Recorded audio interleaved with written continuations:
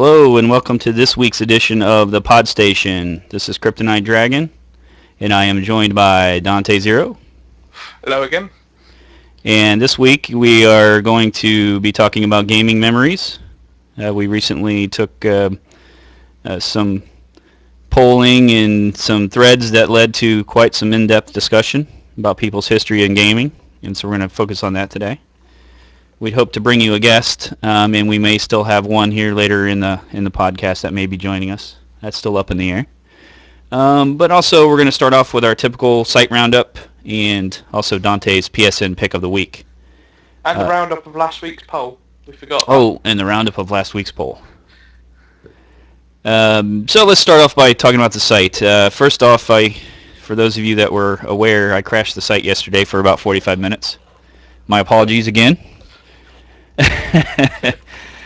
We've upgraded the site. One of the things that we've been looking at doing is doubling our bandwidth and our speeds, everything like that, to which I contacted our host and arranged for that to happen. Beforehand, I was told that that would take place on Monday and that our downtime would be somewhere between 3 minutes and 30 minutes maximum. So as soon as I kicked that off where I upgraded, in other words, I pulled the trigger on the costs and everything, next thing you know, the site went down immediately. So come to find out that I was told incorrectly about when the site would go down and how that would work. That led to the site being down for 45 minutes instead of 30. But all went well. We got the site back up and running. There was a slight problem with the reboot, and those that were in charge of that did not make sure that happened correctly. So we had a little bit of an extended time, and we had an immediate downtime, which did not allow me to give everyone a heads up. So my apologies there, but we are at a faster speed, and we have more bandwidth and everything like that, so on the good side. Also, everything else seems to be rounding out pretty good and running well. We're looking forward to bringing on some partners that are going to help build some stuff out a lot faster than we initially intended. So look forward to things coming quicker than they had before, including some SEO stuff and probably our chat and other things like that we were looking at adding. So we are still looking for some graphics people, though. We've had quite a shake-up in that. We've had a lot of members that have issues and things like that we're doing our graphics before. And, of course, we had the recent step down. Sonny's got some stuff in his personal life and stepped down from the graphics team. We are looking at adding some more. We've got a few people in the pipeline that are kind of trying out for the job right now, and hopefully we'll add a few more. So that's about it for the site. And Dante, I'll turn it over to you for our PSN pick of the week and kind of a roundup of last week's poll. Yeah. This week's PSN pick of the week is an oldie but a goodie. I say oldie because it's taken 2 years to actually release it in Europe, since it originally released in the US on the US PSN store, and that's Auditorium HD. It's a puzzle game where you have to basically bounce beams of light off certain things and it creates music. And so as a result of that, it presents some nice little tunes that you can make while trying to solve the puzzle. It's a really, really bright, if minimal type of game, but it's also a lot of fun, and you'll find yourself getting into it quite easily. So yeah, after 2 years, it finally released in Europe this Wednesday. I'm not quite sure why it took them 2 years, but Auditorium HD is definitely one to look out for on PSN. It's something different from what you normally see on the store. So and it's a different kind of puzzle game as well. So you should definitely give that a try out. I think there's a trial for it as well that you can download as well. So if you're still unsure, you can download the demo and check it out. But Auditorium HD is PSN pick of the week. I also have a Vita game as well that I would highly recommend. I had a blast playing with this when I had 5 minutes spare last night, and that was called Doodle God. Some of you may be familiar with that name, as it's doing great numbers on Android platforms and iPhone OS. It was released on those systems for about £1. You can buy it, but for the Vita version, for some reason, they increased the price to about £4.50. But the idea of the game is that you essentially take elements like fire, earth, water, and you combine them and you mix and match, and you get different outcomes, and then you can use those new outcomes to mix and match with other elements. It's a good little time killer. With a guide, you could probably do it in about an hour. Without a guide, it would probably take you 3 or 4 weeks to complete the game.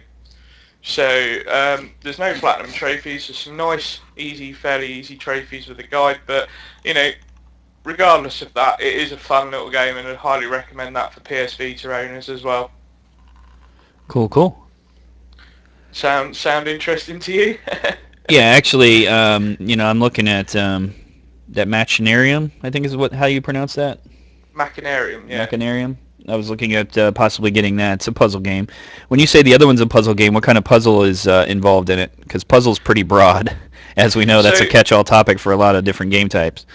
So what you basically do is with Auditorium, you kind of have to fill up, you know how like on speakers you have those blocks, and when the sound plays through them, the blocks fill up?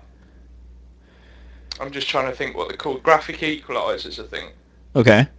Yeah, so the idea of this is you get coloured beams of light, and you have to fill the graphics equalizer by passing them through certain obstacles or mixing the colours of the light together. And each time you do that, it changes the tone of the music. Okay. And so the idea is to actually fill the graphics equalizer to the max. Does it make unique music? Is it something that's similar each time? And you will see similarities with some of them, but it is pretty much unique for every person that plays it, because it depends on how you mix the colours and how you solve the puzzle. So to fill that graphics equalizer, so I would say it's pretty unique every time you play it, but you will find that there's some similarities between certain and other puzzles that you might do. So, but it's good fun. I mean, I highly rate it, to be honest. I love that kind of unique puzzle out of the box type of thinking with it, and it's a good stab at it as well. I'm intrigued to see what those guys do next, because Auditorium was their first thing, and I know they were planning to do some more of that. So that kind of puzzle-based thing. So. But who knows? I mean, it's taken them 2 years to get it released in Europe for some bizarre reason, so it could be a while. But it's definitely one to check out. But speaking of your Machinarium, we actually got that free on PlayStation Plus a few months ago in Europe. Highly recommend it. It's definitely a lot of fun. That was actually going to be one of my future PSN pick of the weeks, but we might as well address it now. Well, I mean, I'll give it a shot, and maybe I can add to the recommendation, or I'll totally disagree with you, one of the two. Yeah, it's a lot of fun. The interesting thing with Machinarium, though, is it was originally started as a Steam indie title, and Microsoft had the option to make it an XBLA exclusive. But they passed on it? They passed on it because the makers of Machinarium actually wanted to keep the rights to the game, and Microsoft wouldn't let them, so they said, sod it, we'll find somewhere else to go. And Sony picked it up and said, publish it on the PSN store, we'll let you keep the rights for the game, and so on. And that's how it eventually got released. I mean, it's been out on Steam for about a year or so it's been taking a while with all the problems between Microsoft and the developers for that. So, Machinarium is definitely a good one. Awesome. Okay. So, you may remember our poll last week. I remember. About the death of the retail. I was hoping to come on this week. It said if you want to be correct like Dante, or the other choice was if you want to be wrong like Kryptonite Dragon. That was the two selections. Well, it was a bit broader than that, but I mean, the point of the poll was to say, well, if retailers evolved, would you still be shopping at them in 5 years, or even if they do evolve, are you just going to focus on going digital and streaming?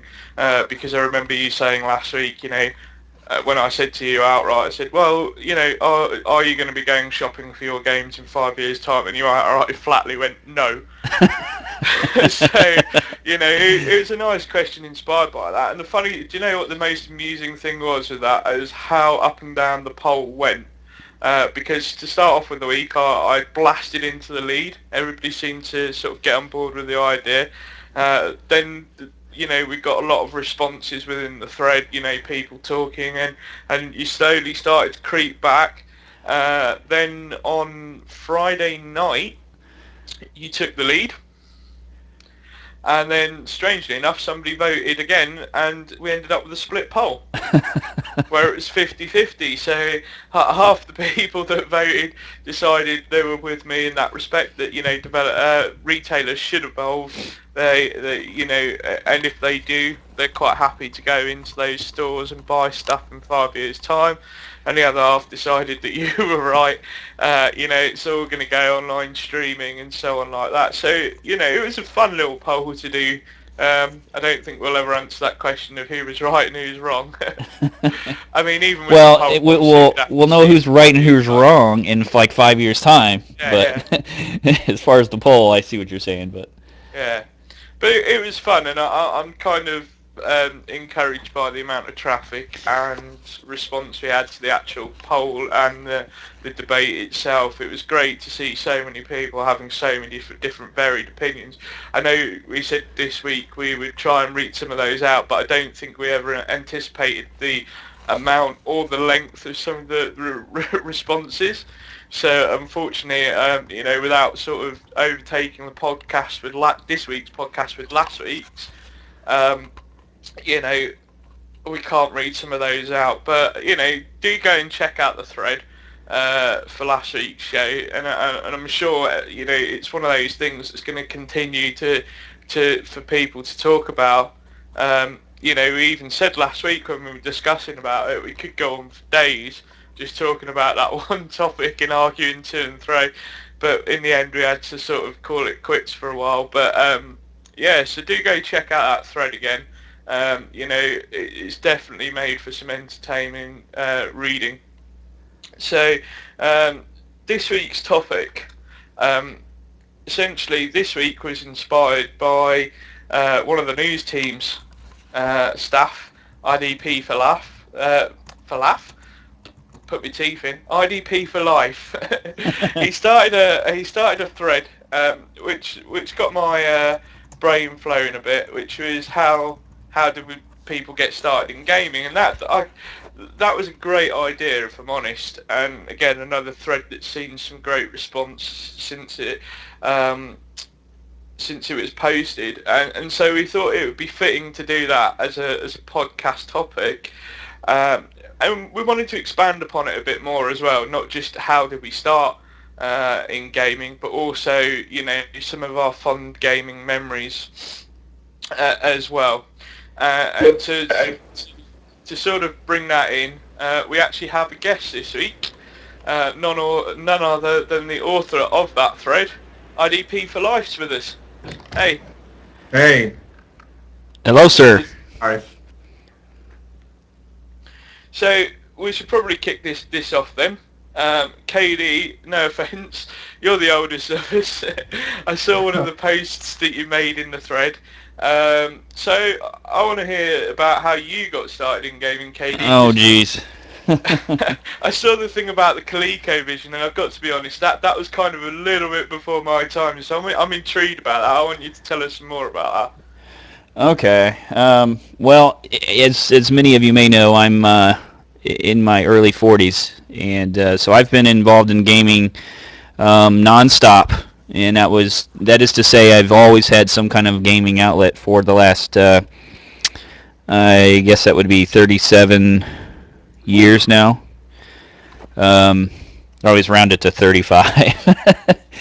But my father purchased one of the first Ataris when they initially came out. Back then it was Sears and Roebuck Company, which is now just Sears. In the United States, they started selling Atari systems. Before that, I'd actually played on Pong. There was a stand-up arcade version, and there was various home versions of that came out. Those were the first games that were released. The Atari was, I believe it was called the Atari 2600 or something along those lines. And there was various knockoffs came out after that, and the discs, which were cartridges back then, were not only from Atari, some were from Intellivision, some Coleco, whatever. They had various names, but they all fit the same console, and the consoles were all just knockoff versions with various names. But at the time, I was very into comic books, and I used to regularly go to a local store and purchase comic books, and my sister would always take me and give me money to play some of the stand-up arcade games. Around that time, there was obviously some of the things we know now as, the classics were only available in that before they came to that home console, the Atari. So I was playing stand-up arcades, I was playing the Atari, I played that for a number of years, and all the way through to, I made the comment, I can remember playing Atari and actually then going and seeing Star Wars in the theaters. I think that was like 1977, 1978, something like that. But that, that did not stop. I went to owning a TRS-80. What some of you may remember as the Trash 80 is what it was called. What's that? It was one of the first home computers, and it was a 4K color computer, and you were able to program it. I actually took classes on that with my mom, and because we were very interested in technology and learning about computers. Even back then, I think my parents knew that was going to be kind of a thing of the future. And they were touting it as an educational tool, but really, kids wanted it to play games. We didn't care about it, learning anything and using it as a giant calculator. But it was one of those things that started off the text-based games. There's a lot of stuff that I played at first.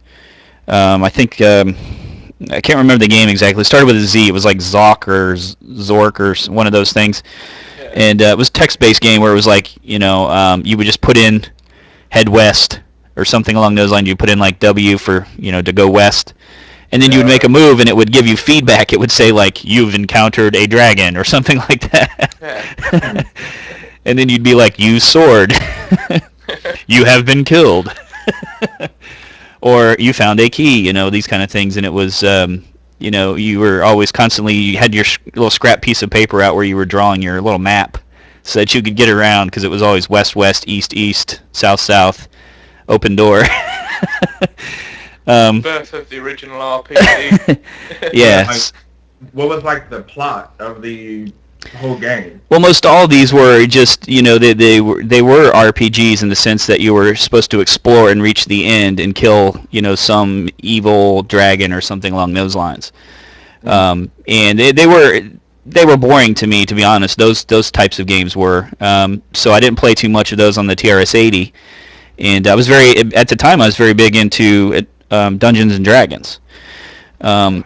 Sadly enough, I was also one of the first people to play that. I had a huge group of friends that we would get together, and a good friend of mine's father was into doing the figures. We would buy the figures and paint them and everything, and actually set up very big game sessions. And so, I was very into that part of it, the art part of it, and designing my own dungeons. And occasionally it would come around to where I'd have to be dungeon master and to get creative in that. So I just had a large history in games, and that friend of mine in particular had the first Commodore 64s when they came out, which instituted the first game saves. Because originally when you played on the Atari, for those of you that don't know, there was no save. The console literally was like, you put the cartridge in, turn the power on. It had a reset button and maybe a few other buttons for like level select or something like that. But it was essentially, if you wanted to beat a game, you just had to leave it on. You'd have to like leave it on overnight before you started the next phase or level or whatever, and just pick it up the next day. And if you turn the console off, your game saves. That was it. If there was a power failure or something like that, that was it. Your game save was gone. But along came the Commodore 64 and introduced a cassette player attachment, and you could actually save your game save by recording it to a cassette. And funny enough, you could actually play it back as a sound on the cassette too, and it was various beeps and bloops. You're like, oh, my game save sounds like this. It's like, cool. So, I went through that. I went through the phases of different things, and I got into computing early, and I had one of the, original computers past the TRS-80. And, those things back then were just very expensive. They were hard to upgrade. New technology was coming out all the time at that point. Even the floppy disks, the black floppy disks that were a large square. They were very flexible and bendable. You could easily kink them if you did something wrong, and you had to keep them away from anything magnetic. They would get errors, and it would erase your stuff. So, you drop a fridge magnet next to them, and that's it. But, it was entertaining to live through all that and see how it progressed. And back then there was no concept of like games would be like they are today, where they were filming motion capture and all the colors and stuff being used and the in-depth story. We just didn't picture that. We were in a pixel world where Pong. If you look back at Pong, I mean, gosh, that is such a basic game. I mean, it had a bouncing little pixel of a ball and then two paddles on both ends, and that was the entire game. Was just that. So Wasn't that game at first? It was like a medical test at first. That's what they were using it for. Yeah, I guess the Pong was developed as some kind of test. Exactly. I remember hearing that and reading about that. And the funny thing, most people don't know about this too, but Atari, who's recently filed bankruptcy to get away from their French parent company, but Atari, from what I also read, Atari originally, a lot of these other games and stuff like that, they were making the games on the side with a side company as well. They were their own competitors because they were kind of there's two things. It was they didn't know what would work with the Atari, and then the other thing was I think they were trying to make sure it was successful before they introduced it with the Atari system. So there was oddly enough, it was like Atari was competing with themselves. And there was a lot of like, this isn't going to work. People aren't going to want to buy these. And the initial Atari systems, when they came out, it was literally like the demand was like 5 times as many as they initially produced. Oh, So wow. I can remember when they sold out and everything like that. There was a run on them. There wasn't anything to play games at home, and you picture the stand-up arcades back then where you're dropping a quarter in them. Those could be very expensive very fast to play a game. Drop a quarter in and, 30 seconds later you're dead and your quarter's gone and, Mom, can I borrow another quarter? Right. So, I think that, it says a lot that, we've come a long way, and I carried that through, and I was a PC gamer probably for a very long time, I would say. I did the Sega, Genesis, Sega. Played a little bit of Nintendo, all the systems all the way through. Was on PC. I was actually into MMORPGs big time. I played a game called Ultima Online. Yeah, which, I remember that. Yeah, you may be familiar with. Was one of the first. I was a beta tester for that. I don't know how I got into that. I was playing a lot of games, and I beta tested that for about a month before it came out, and it became a very big thing for me. I had a huge clan on there. We were a role-playing clan. It was a clan of the Dragon Elves, and we had a huge site, hundreds and hundreds of people in it, and that actually, I checked like 6 months ago, that clan was still up and still running with the guy that I had turned it over to.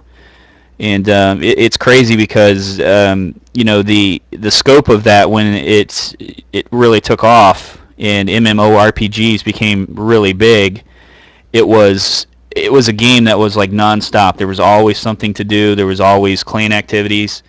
It was a never-ending game, and even today they have servers and stuff. People run private servers and everything. It lives on. It was pretty fun, pretty cool. How many years ago was that? What's that, Daryl? How many years ago was that? Oh, geez. That was probably the 20. probably the mid '90s. Because Sony also had EverQuest, didn't they? And Yeah, that that's came out still afterwards. going now. Yeah, that came out after Ultima Online. And yeah, I mean EverQuest and these were all before the World of Warcrafts and things like that, way before, and they set the stage for it. And you know, they grew into just being, I mean, totally massive. They opened up, you know, like a dozen servers, and each one had just constant activity on it, and you can't even imagine how large they were. Back then it was crazy, and I sometimes I miss that. I mean, it was a one game kind of focus, but at the same time it led to a lot of great friendships and things like that. Where the clan, you know, it was ridiculous how tight of a group, you know, we had, how well known we were, and all that. It was really cool. Well, 'cause that was still pretty early when like the explosion of the internet happened, and like you said mid '90s. That would be like, was that around like the AOL explosion? No, AOL was actually before that. You know, I can remember back on the first computers and stuff like that, and I was actually talking to my father about it too the other day, and I remember how like AOL was everywhere, and there was this thing about these free discs, like free access to AOL for the first month, and those discs were everywhere for anyone that was involved in gaming. They were ridiculous with their relentless pursuit of advertising for AOL.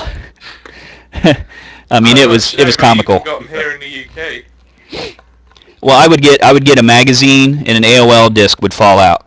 Right. I would buy a game, and 2 AOL discs would fall out. I would go get a comic book, and it would be wrapped in plastic with an AOL disc. It was everywhere, and that's when the first internet connections and stuff were, and I was around for that.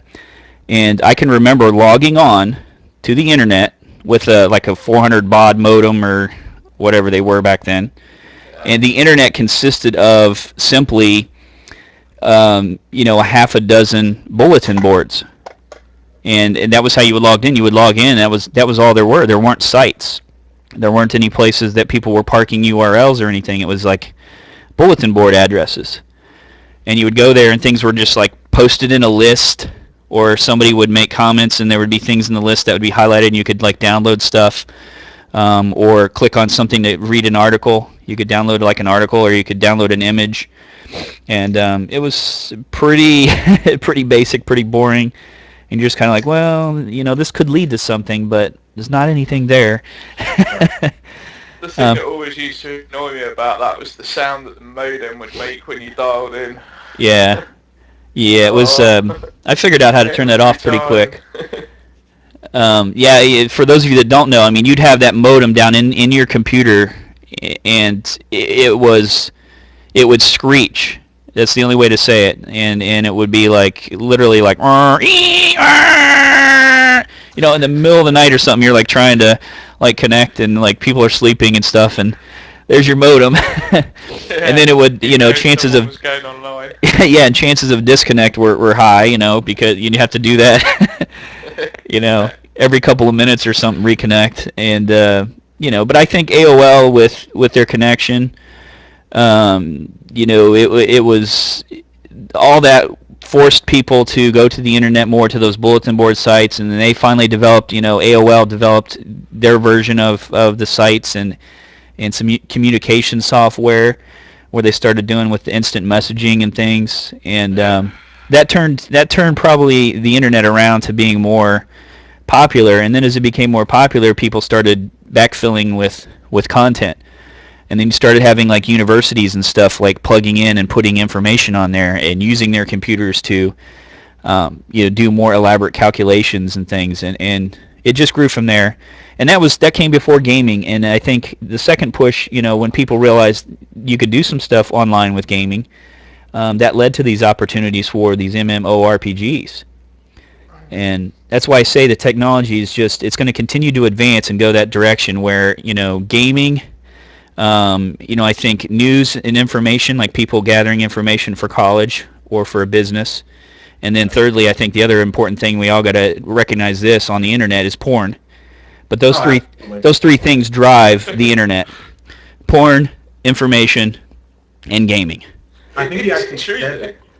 Yeah, it definitely is true. You said that on the forum, I think, KD. You said porn and gaming were like the basic engines of our technology, and that actually is true. Yeah. Because like the immersion of the Blu-ray disc, that's the only thing that pretty much held the Blu-ray disc up was porn and the PS3. And now that's like our main mode of, our home videos now, or our home DVDs now, excuse me. But yeah, that is something that definitely drives the U.S. or just the world technology. It's crazy. I mean, I remember seeing something about it on one of the BBC technology programs where they said, that the porn industry is years ahead of everyone else because it has to be.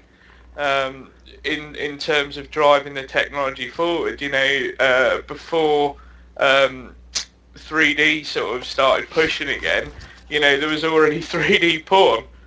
Go figure. So, it's crazy, and I know I've seen some bizarre things come out of Japan. You talk about motion controllers and this, that, and the other.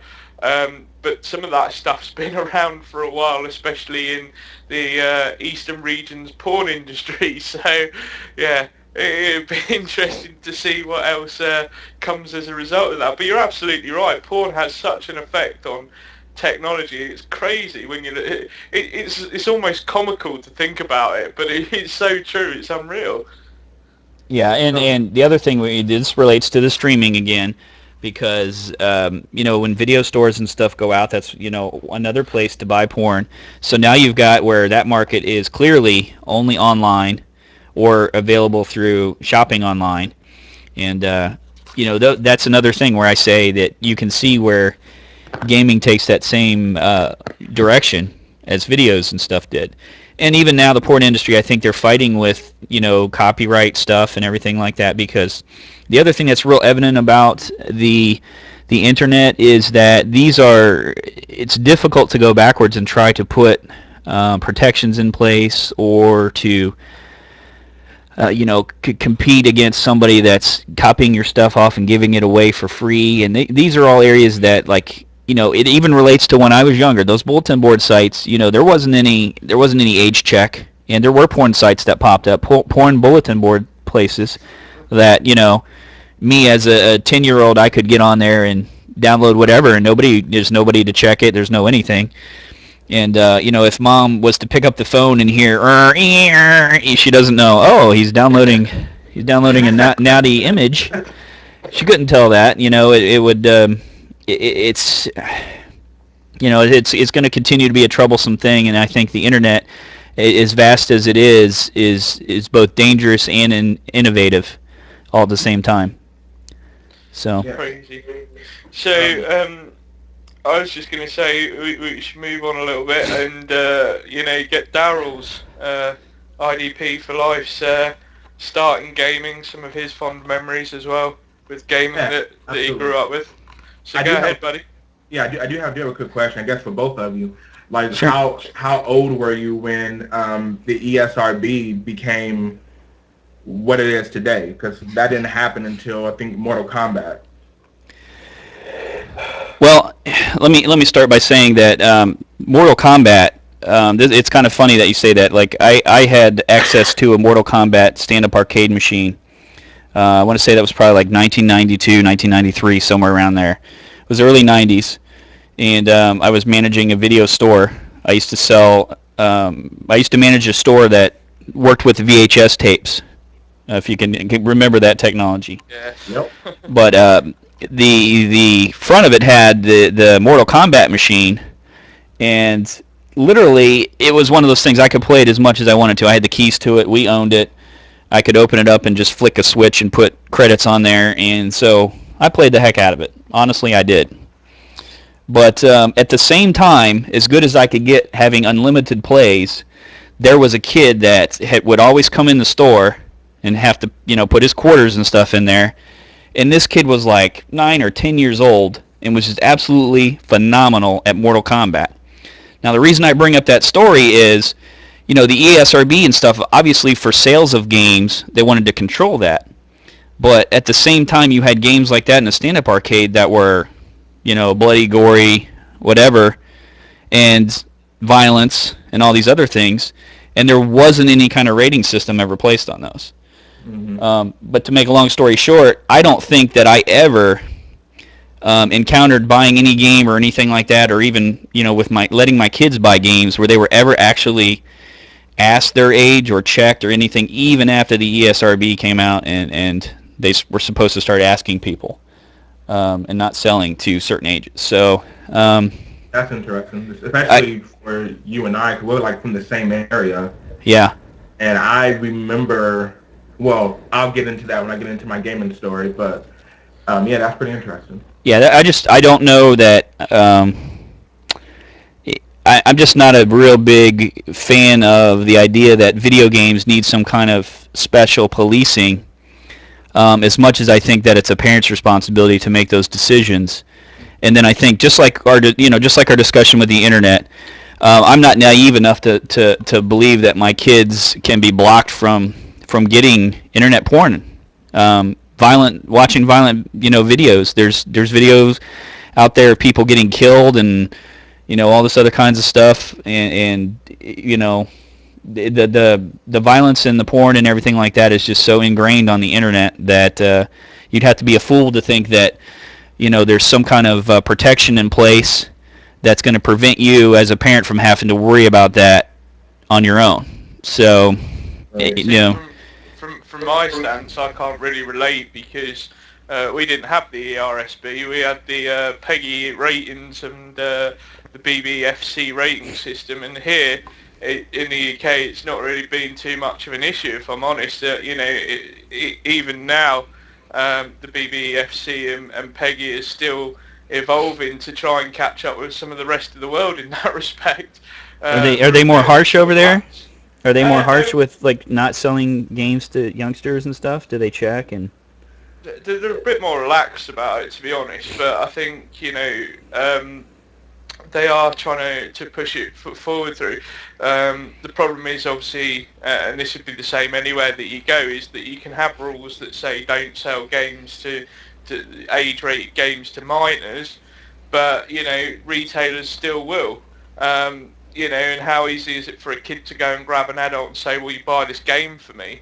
You know what I mean? They can age check the adult, but they don't take into account that the adult's buying it for the child anyway. I mean, I've told you before, I've been in a local game shop where I've seen a guy talking to the customer services rep behind the counter he said, "Can I have 3 copies of Call of Duty Black Ops 2?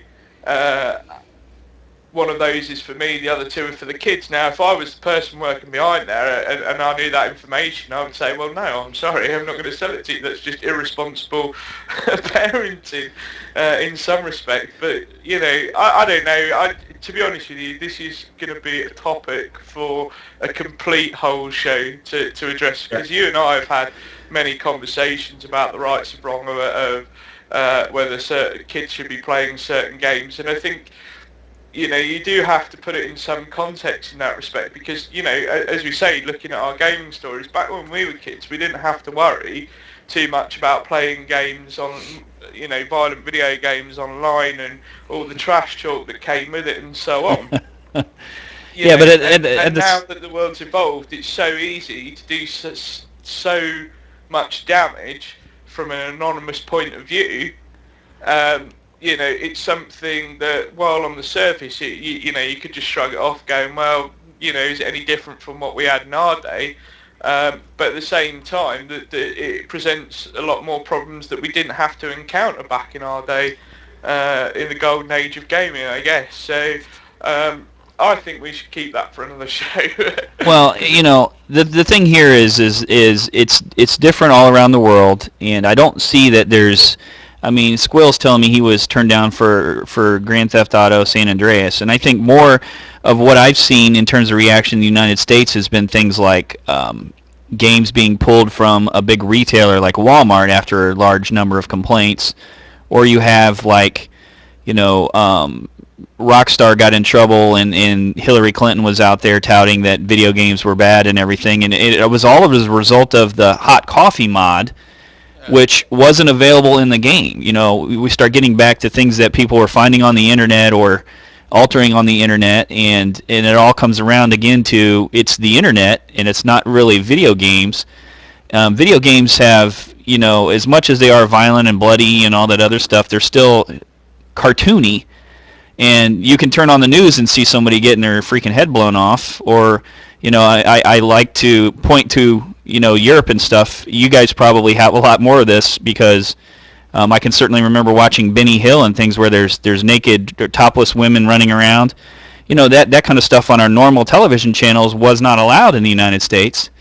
And there was a time when, you know, a man and a woman shown on the same TV show sharing a bed under the covers, you know, was a taboo thing. And, you know, as we go forward and add these things and we become more relaxed, you know, the world's not becoming more violent because of it. We're not, you know, seeing breasts and everybody's turning into rapists or anything. So I guess my thought is that we're a little bit constrictive in that, and then we're also a little bit we're not using common sense when we ignore the internet as a big source, a big open source for all these things anyway. You know, our kids are all computer literate. When I was little, they barely had computers. So, you know, the adults nowadays that are not aware of that, our politicians and stuff are you know, they must be blind. Well, I mean, of course, they're looking for a scapegoat. I guess that will be a whole nother conversation. Yeah. I mean, ever since I go back to Mortal Kombat, ever since Mortal Kombat, there's always been some type of scapegoat to explain the current generation's behavior. And since this new thing came out, all of a sudden we're seeing more violent shootings, or we're hearing about more violent shootings or more violent actions. We also got to look at, you know, also what's coming out at the same time is there are less gun laws, or there are less gun restrictions. There are also, there's more access for people to connect, and, you know, crazy people can talk to more crazy people online, and they can meet up and do crazy things. And there's things that we don't really connect because, quite frankly, that'll just be too much work. It's easier to say Grand Theft Auto and Mortal Kombat and games like that and entertainment like that is the reason why people are responding in such a way. But I mean, people watch cartoons all their life, and they don't go jump off cliffs expecting to walk on air. So that's another, I guess, story for another podcast. But yeah, I'm going to say yes. We shall put that topic on the back burner for another podcast and let Daryl get into telling us a bit more about. Yes, Daryl, tell us about your gaming history. With mine, I mentioned it on a couple of forums. Like, I was born in '87, and it just seems like I was like a perfect time to be born. My dad, I'm not sure where we even got this game at, because it was there by the time I was born. But we had an Atari, and we had about, I would say, maybe 12 games on there. I remember playing like Pong and Frogger, and I forgot the other one where Pit, I think. Where you're like swinging across vines. Pitfall. Like, yeah, Pitfall. Thank you. Yeah. And like I remember playing that. Like, that was like easy for me to play. I would say I made about 3. That was easy for me to play. Just me to like learn, catch up on. And then around the same time, we had a Nintendo, and that was something that my dad would play every single day. He played Super Mario every single day, and every single day he beat it. We had about. We had a lot of games today. I remember because we just sold it about 5 years ago. Well, I don't want to say sold it, but we gave it to my little cousin about 5 years ago, and we had about maybe 30 games for that. Now he would beat it. He would beat it completely, like every day, or every single day. He would, because my dad worked nights, and my brother and my mom. You know, my mom went to work, my brother went to school. It was just me and him, and he played about, I think it was about 5 hours or maybe 4 or 5 hours. He would play it, and then he will beat it, and then go to sleep. Speed That was runs. yeah, basically. Yeah, I was like every day, and then um, Hmm. we had a Nintendo, which of course I started to play more. Then we got the Super Nintendo, and then the Super Nintendo. I think that's when I really started to get into the gaming because that's when we got Killer Instinct, and that was like the game after Mortal Kombat. We didn't really have Mortal Kombat in the house. I'm pretty sure. I don't think yet. But we had Killer Instinct, and that was another game that was kind of being put in the news as like a violent video game. Did it And get banned as well? say what? It got banned as well after a while, didn't it?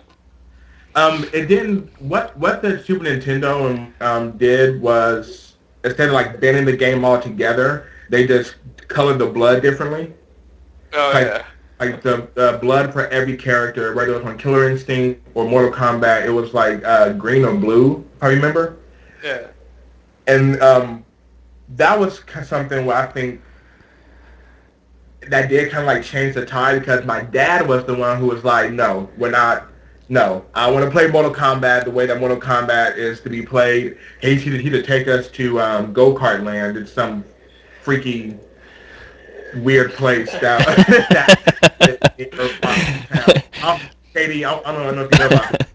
Standing in a bar in the middle of the night on a Friday night playing Mortal Kombat so you can get around the blood restriction. like Go-Kart Land was like some weird like kiddie place in the daytime, but then it did become like an adult like bar place towards the night. They were trying to like make more money. But I remember like my dad would take us to play because my brother convinced my dad that that was in his mind, in my brother's mind, that was the sequel to Big Trouble in Little China. You remember that guy who had like the lightning bolts come from his hand? Yeah. Yeah, I remember that. Like, basically, like, no, we had to play this game. It's the sequel, blah blah blah. And we didn't even look at it as like a violent game. Do you know what? I hadn't thought about it until you mentioned there, but now that you mention it, there are a lot of similarities between the two. We honestly felt that that's what the game was being made for. But like we never had those issues where my parents had thought it was like a violent game. But we got the Sega Genesis basically because it was like the new thing out. It was like we got like a new every time something new came out, we definitely got it because my dad was a gamer at the time. So we got the Sega Genesis, and we were simultaneously buying games for the Super Nintendo and the Sega Genesis. And like I think Mortal Kombat was definitely like a big game for me at least because that's when the whole competition happened and I was getting better at playing video games and like Mortal Kombat was like it was just integrated into my like everyday life basically. 'Cause I would play it at home. I'll play Mortal Kombat 2 in the arcade, and then when it came out for video games, play it at home. Mortal Kombat 2 was a game that you could play it at home and then go to the arcade and play it there too. It was still out. Finish him. Exactly. Like that was something I played all the freaking time. And then Sega Genesis. After that, my brother was convinced that Sega Genesis was like the next big thing, and he just got to middle school, I think, and we got a Sega Saturn. Yeah, that was Sorry. it was freaking horrible. We got like shit. We had like I would say like 5 games for it, if I remember. Yeah, I think there wasn't that many games came out for it. It was a total flop, if I remember. Didn't Knights release on the Sega Saturn and Sonic and Knuckles as well? Yes, Knight was the game that also was a turning point, at least for me, because that was something where, at least up until then, I was either playing like a platform game like Super Mario or Sonic, definitely like the X-Men games that came out for Sega, or the Game Gear. I had the Game Gear as well. But Knight was like a game where it was like you are this character and it's different from being Super Mario where everybody's Super Mario. It's like not a lot of people play Knight. So it's like I remember playing that game and I was like flying through this world. I'm just like this is insane. Like this is the type of game I would like to play where it's just me in this world. I'm just flying around. I don't even remember what the premise was for that game. I just remember flying around. Um, Now after the Saturn, oh, I think we went from a Sega Saturn straight to a Sony PlayStation, if I remember correctly, and that was the PlayStation. I mean, this, in my opinion, was the best game system to ever come out in terms of like innovation. Yeah. Because it is, and that was like my introduction to RPGs as well. I knew Final Fantasy was out for a while. I just never understood what the game was. So I didn't play it. But like games like Final Fantasy VII, and then you had like the cinematics like in the middle of the game. Yeah, the FMVs, yeah.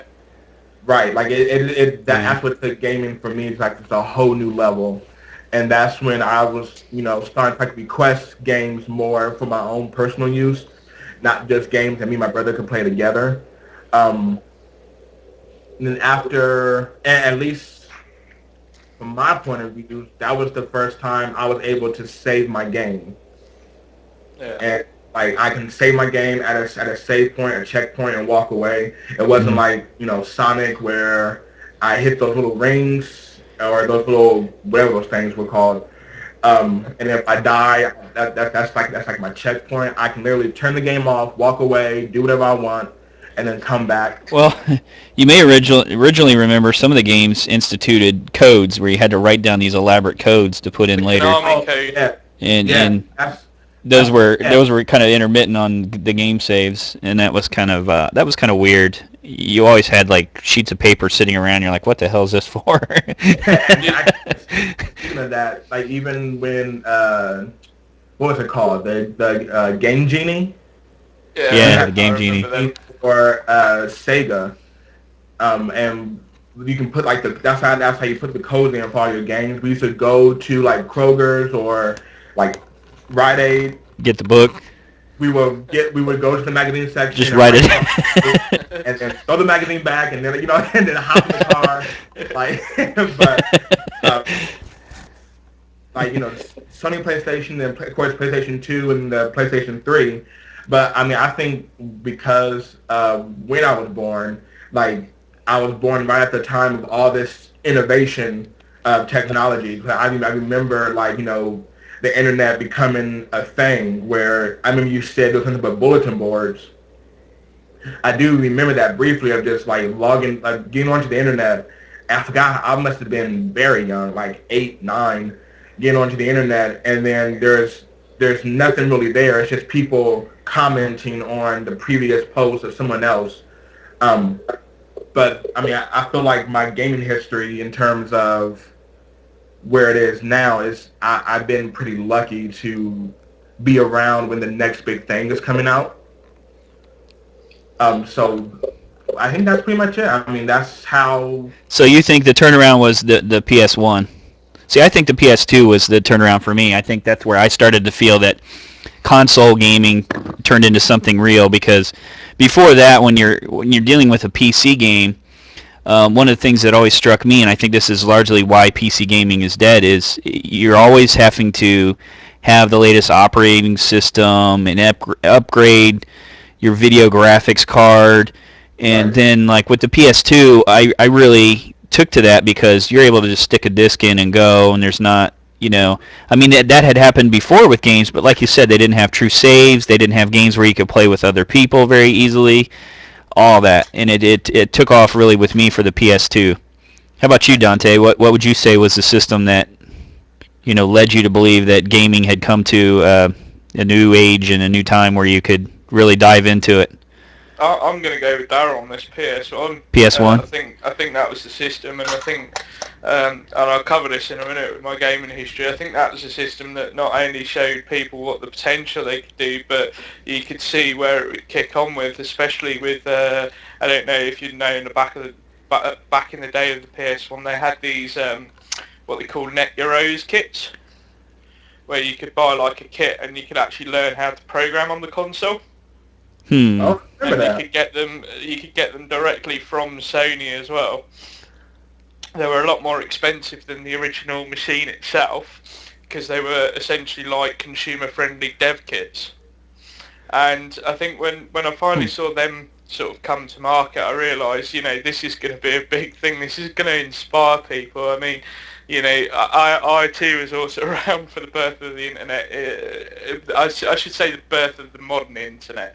Um, but when you sort of looked at it and you saw the fact that that it was growing, it was going to be popular, and then you see a games machine come out that wows people and the ability to actually purchase something to code on as well.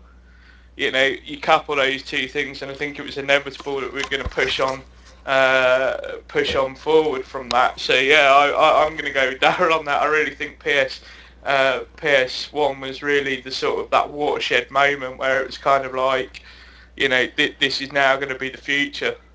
Right, and it was that thing where you have like a tech giant weighing in on gaming, which I'm pretty Yeah, sure not the first time, but because that was up until that point it was just Sega and Nintendo, wasn't it? basically, Pretty yeah. much. That's What that was, now? What do you think that plays in going forward? Like, what you're really talking about there is involving people in the creativity of things. Like Little Big Planet was a big success because people were able to create their own levels. Do you think that needs to be worked into more gaming systems? Like, what if you could get a Call of Duty level design pack? Do you think that Well, I mean, you do would that it blow it out even potentially for more? things.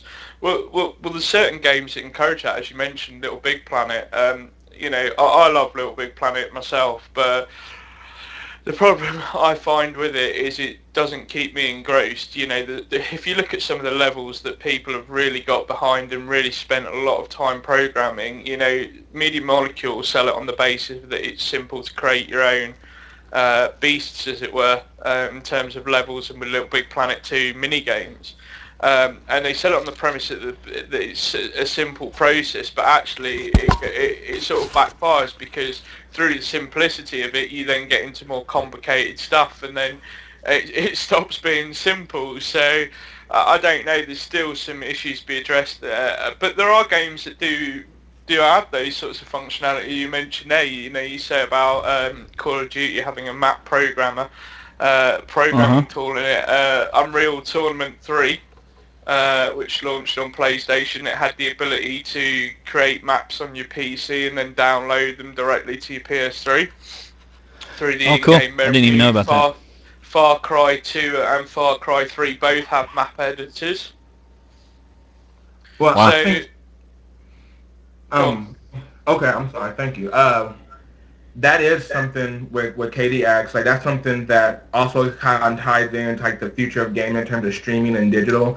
Like that's something that I think gaming companies or developers are gonna have to get behind, because when you have we only have three gaming giants right now: Nintendo, Sony, and Microsoft.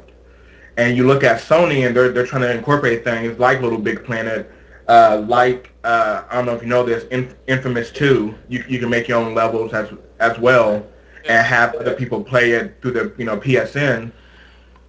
But I think Sony needs to look at, and even Nintendo needs to look at what Microsoft is doing, where you have people actually making their own games and they're selling it online, on their network, because as gamers, we just want to be involved. We Yeah. want what's the next level? What can if Katie can make a game that I find that has an interesting story and the gameplay is not horrible, I'm going to play it. Hmm. Simply because it's someone else who made it. I want to know where his brain is coming from, and like how can I beat it? If Sony just keeps bringing out these massively expensive develop games from companies and not giving any input to what the consumer really wants or what the consumer's new ideas are, I mean, that's going to be something that they're going to suffer from. But Well, you have to find a nice balance with it, because essentially what you could open the door for is the downfall of a lot of big publishers and games. We've seen lots of publishers, developers go downhill in the last couple of years, But what you don't want is, if your system sells 80 million, you don't want 80 million potential developers. And I think it's a little unfair to criticise Sony, because you'd be surprised. I was talking to Buku Nushi about this.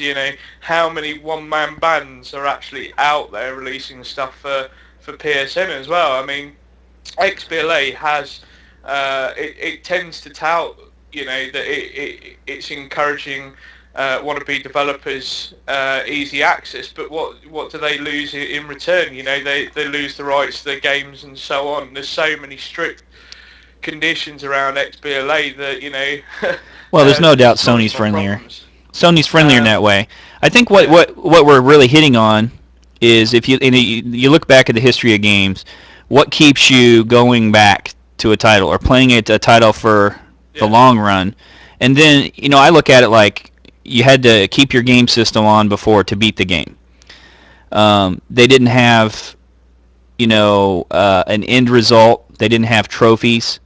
And I think if you look at something like I spent the most time on, which was the MMORPGs, I was paying a monthly subscription to continue playing that. And it was so vast and wide, and everybody created their own content in there by their actions and setting up clans and, building castles and all these other things that that's what makes it unique enough that it can be a long-term interest for someone.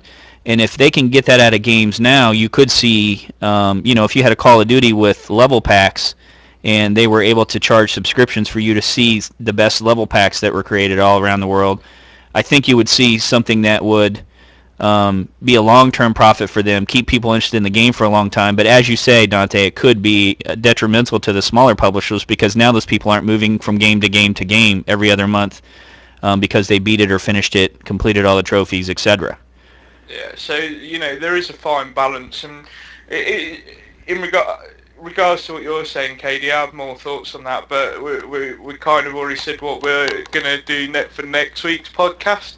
So I'll keep those thoughts on the back burner and share them with you next week. We'll put that in there. Remember, we can talk a little bit about that end of it. Yeah, so just to also give people a heads up, next week this podcast is going to be themed essentially around MMOs. The impact they'll have, the fact that we're seeing more and more of them coming onto PS3 and consoles as well, and what impact that's going to have for gamers, and how MMOs are going to need to develop as well from the traditional model. So yeah, we'll cover that. Let's hear your history. Let's hear you. Oh God, you sure? Well, you can give us the highlights. I mean, I left out stuff too. I skipped ahead. I didn't get all the way up to the PS3 in my list, but you can certainly tell us some of your highlights, and don't forget, we want to hear big epiphanies in gaming. Like, what really hooked you at first? What was the first thing you played? What really hooked you at first? What led you to PlayStation? Well, believe it or not, I was around for, as you mentioned, the floppy disk era. Where you had those big discs. Well, let's start with how old you are, because Daryl, you're 36. Who, me? Yeah, 26. Oh, I'm 25. 25. Okay, I'm 41, and Dante 30 in May.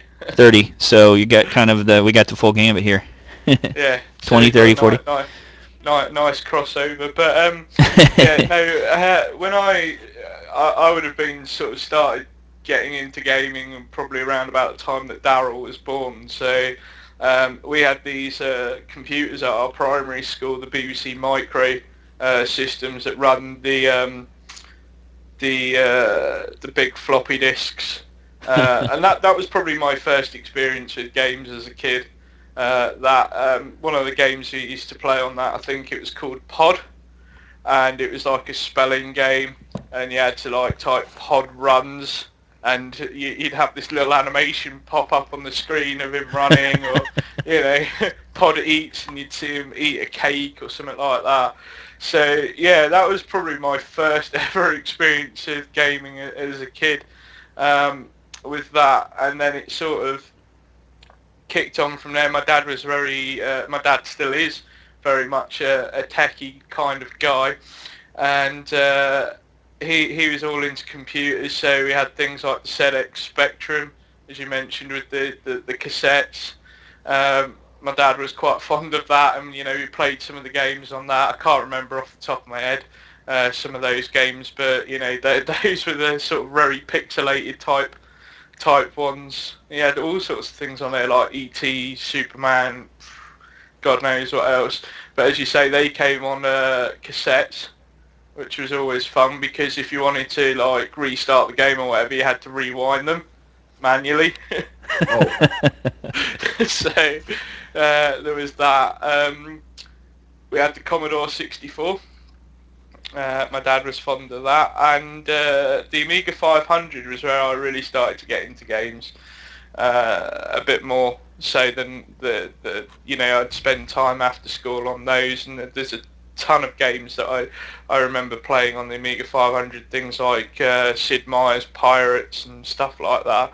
They were great games to play, and I slowly got into console gaming with the NES, the original Nintendo. I think in Japan they call it the Famicom or whatever. But yeah, Duck Hunt on that. Duck Hunt. There's a classic. Violent.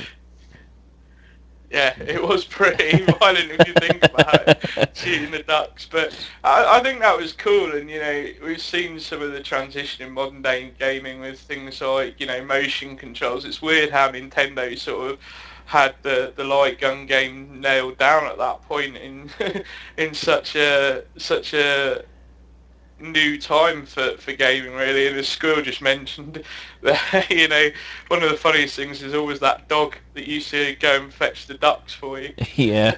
It'd pop up and scream with a little duck in its mouth. But yeah, so I had the NES. There was of course the Game Boy. That was really my thing at the time. I got one of those off my parents, and that was all mine. I didn't have to share it with my sister or anything, so I really got behind the Game Boy with Super Mario on that and so on. What else have I played over the years? It's so hard to just think back and just try to remember all the systems that we had. We didn't have the Super Nintendo. Ugh. Or the Sega Mega Drive. However, at that point, I was still going through primary school, and one of my buddies lived around the corner, and he had both. So I do fondly remember using. Do you ever remember that bazooka attachment thing that you could get for the Super Nintendo? Actually, I do. I remember that. That huge thing. That was great. I can't remember any of the games for it, but I do remember playing with it, and it was a lot of fun. I really enjoyed that. I'd love to see something like that come out. An attachment for the PlayStation Move sharpshooter where it turns it into a bazooka. That'd be pretty cool. So yeah, because we did, at that point. Super Scope. Yeah, that's it. Super Scope. Yeah. But our original NES was a European one. And when we moved back to England from Germany, because I was originally born in Berlin, the system wouldn't work on our telly, so I was kind of left without gaming for a few years. And so I used to go around his house and play on the Super Nintendo. Then he sort of went more into Sega stuff, and so we sat there playing things like Streets of Rage and Sonic, and then they had the attachment cart as well for the Mega Drive. I don't know if you remember that, where you had to you could put the Sonic and Knuckles cartridge in the top of another cartridge. Oh. Yeah, I think I remember that. I can't remember what it's called, but yeah, we sort of played that and sat around hanging out and doing that. But then the PS1 launched, and I didn't actually get that for a couple of years after it launched. Due to tight money constraints. So I think I was about 2 years behind everybody else on that, and I just fell in love with PlayStation when I finally got it. One of the first games that I had was Crash Bandicoot, and I played the absolute shit out of that. I must have completed that about 30, 40 times. And the worst thing is that my mum at the time she just sort of complained about the cost of the system and so on. But she actually then got into Crash Bandicoot as well. So like when I was being asleep, my mum would spend all night sat there playing on it. So and quite often we had to fight, during the day and stuff. Had to fight between each other who was going to play it. She's like, you need to not play that so much. Put it away. Yeah. Go to bed. Jump on it, yeah. So she could get on there. Yeah. But Crash Bandicoot, Wipeout, Destruction Derby. What else is there? I'm just trying to think of some of the fighting games as well. That's bugging me now. I can't even remember some of the fighting games that we had on PS1, but we did build up a thing. I think the game that sort of showed me that gaming could be more adult was Fear Effect on PS1 and Fear Effect 2. It was actually one of the first games that had gay characters. Fear Effect? And so, yeah. I never heard Oh, you should go pick it up. It's a PS1 classic on the store. It was like, it's kind of like a third-person adventure shooting game. But it was very intricately twined in that there was a hell of a story behind it. It was originally published at the time by Virgin Games. But yeah, that is, I mean, when we talk about games that we'd want to see remade, that's always top of my list. I'd love to see another Fear Effect game come out. Now, you bring up a good point. I mean, everybody from every system that they've played probably has a favorite game or something that really stands out. We should cover that a little bit too. In terms of like, your key systems. What was your favorite game on each one? Go back and start it. You played on the Amiga. What was your favorite game on that? Sid Meier's Pirates. Sid Meier's Pirates. You said you had the Commodore 64. Did you play... I can't think of the name of that game. There was a game on there that was really awesome. Yeah, it's like a flight. The problem is when you think back... Yeah. I mean, we've often talked about this, and with trophy cards and achievements and stuff. Just in this generation alone, and I often say this to you. My profile is tracking 559 games played with trophies and achievements. That's not including all the ones that I played that don't include trophies and achievements. So, and that's just for this generation, and that's not including PS2, PS1, PC. Commodore 64, Amiga, do you know what I mean? So it is pretty hard to sort of backtrack through some of that library. I've got a game on the tip of my brain too that I really would like to find again, and even to the point if I could find an emulator, and I'm pretty sure it was on Super Nintendo. There was a game about the 7-Up spot. Oh, I remember that game. Oh yeah. That game was kick-ass. I played the hell out of that. You know what? You've just got me thinking about another game there that I did play on the Amiga 500. Does anybody remember Zool? No. It was like a ninja type dude. All dressed in black, but had like a red bandana and like green arms and stuff. And you had to like go through these landscapes that were all like cakes and kitchens and stuff. Like that. If you're listening, go check out. Just go Google or Wikipedia Zool, and you'll see what I'm talking about. That was a good game. Just real quick, Squill sharing too. He says NES, Super Mario Brothers 3, Mega Drive, Sonic 3, Dreamcast, Sonic Adventure, PS2, FFX, and GT3. One of the things, the Mega Drive. Now, the Mega Drive was the British version of. Yeah. The Genesis. Yeah, the Genesis.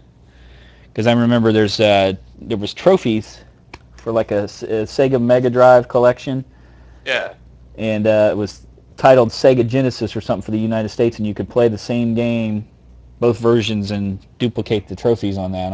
I was going to say, pro tip there, they are stackable. So if you get the American copy in the US, yeah, that's what I meant. You can do that. Trophies. Yeah, that's crazy. But it's fun to look. It's fun to look back and think of those games, and you know, it's odd that they've brought some of them back, but other ones they haven't. I remember Yar's Revenge was a big one on the Atari that I just played, and you know, it's funny to think that you had to leave it on, and then you would quote unquote beat them, and the score would roll over and start back at 0, and and now we have trophies, and you have like part 2 and part 3 and part 4 and part 5, and it's like, wow. Things have really changed. I was just trying to think, where did I get to? I got to PS1, didn't I? Yeah, PS1. So that was your introduction to, you know, really feeling that gaming was. Is that what led you to? Do you think if you'd played on the Xbox and stuff that things would be different, or do you think it? Well, see, this is where I'm going to continue with the gaming history a little bit, because after PS1, it was 2 years behind everybody else. And I played that solidly for about 2 or 3 years, and it kind of died off a little bit. You know, even my fanatical interest in Final Fantasy, which I'm still very much... I know people say Final Fantasy VII is the best because it was the first that introduced FMVs and stuff, but in terms of quality and production, Final Fantasy VIII was a far, far better game. I never played those. Fantasy VII, so you know, and for me that was it, and I was so disappointed with Final Fantasy IX. It was crazy. So I kind of dipped off that a little bit and went into PC gaming. So you had your Command and Conquers that I used to spend days just doing. Doom, Unreal tournament. Yeah, I did Unreal. I really got behind PC gaming, and I did all the point and click adventures. I even built my own PC at the time, which was fun. I could probably still build a PC now quite easily, but yeah, the fact that I could play all these games on my custom built PC at the time, I was so proud of myself. And then of course you had PS2 launch. Again, I was a little bit behind everybody else, about a year behind everybody else, but when that launched, I think for me that was it, that the console gaming had just taken off in my life. I was like, you know, I've sort of, you know, had brief spells with the consoles over the years, but the PS2 is just like, no, that's my system. I really want to get behind these console games. I'm like you guys though, in some respect though. In between all that, I did the arcade stuff as well. You know, there was some games like Gunslinger and you know, I think the one that really got my attention at the time, because I was quite into comic books, is Marvel vs. Capcom. I spent a ton of money on that at arcades. You know, I love that game. But no, PS2 was the one that really sold it for me. That was like, you know, console games are for me, that's what I'm going to stick with and see how that plays out. And I did actually get an Xbox, again, sometime after its launch, but you know, I never did anything with it really. I mean, there was a couple of games. Halo was alright. You know, in terms of a first-person shooter, I don't think it's as big as milestone as a lot of people make it out to be. You know, and I think that's probably because I had quite a lot of experience with PC first-person shooters at that point. So, you know, for me, Halo wasn't the big thing that everybody made it out to be. Sure, it was fun, but you know, if it was a choice between playing Halo or Unreal on the PC, I'd rather go Unreal, if I'm honest. And you know, that's fanboyism out the window for a second, because you know, I don't want people to think that I'm bashing Halo because I'm a Sony fan. It's not. I just preferred at the time first-person shooters to be on PC, and it's crazy how to see how my tastes have changed a little bit with that now. They're totally different, and when you consider like playing with the controller versus playing with your keyboard and mouse and things like that, it's I used to play Redneck Rampage on PC, and then I played a lot of Unreal as well, and you know, it was it's difficult to switch back and forth, get used to it, but I would say I'm probably nowhere near taking up if I went back to any kind of PC shooter game, I would have to buy a controller attachment and plug it Yeah. in. Yeah. I mean that's Or why I I'd be don't getting play killed PC easy. games now. I mean I've got so used to using that controller over the years that it's just I couldn't go and play a first-person show. The only game that I could probably play on PC these days is probably a point-and-click adventure like the Broken Sword games that I used to play. You know, I couldn't go and play a first-person shooter on PC now. And that's even with my extensive experience of Warcraft, because there was about a year and a half where I went through a phase of playing Warcraft, maxed it out and so on like that, and I think that's about the only time that I've been drawn away from console gaming since PS2, really. Yeah. You know, the Warcraft MMO, it was compelling, but in the end it got a bit stupid where you buy expansion packs and it'd be like, you get to the end of the expansion pack and you couldn't even kill the end boss. You know, you'd have to wait for more scenarios, and it's like, I've just queued up at midnight to pick this game up. This expansion pack out. I've spent 4 days power leveling to get to 80 and I can't even kill the dude. You know, Yeah. what's up with that? So that really put me off World of Warcraft, and I never went back. But I do like my MMOs, if I'm honest. I'm intrigued, and we'll talk about this more next week to see where the future of MMOs goes on console and so on. But yeah, I mean, PS2 was the era for me. That's really started off. And the funny thing is, PS2 was my first experience with online console gaming as well. I don't know if anybody remembers the. You could get a network adapter for the PS2. Yes. Did you guys ever pick one up? Yeah, I And actually did. and you had to go through if you wanted to do stuff online, you had to go through that clunky central station system with the disc. Yeah. I don't remember that. Yeah, you'd get a disc and you'd have to put it in every time you would want to go online and stuff, and it connected you to central station. But yeah, I play things like FIFA online with that. I did SOCOM. SOCOM, yeah, I got into like the top 250 in the world for like SOCOM. It was crazy how many hours I spent on that. That's why I'm so gutted that SOCOM's like fallen so rapidly downhill over the years. Yeah. Because SOCOM 2, you know, for me was the pinnacle of team-based shooting, and yeah, they're not going to remake them in HD, and the SOCOM games we've had since have been terrible in comparison. Yeah, SOCOM 4 wasn't that bad. I played that.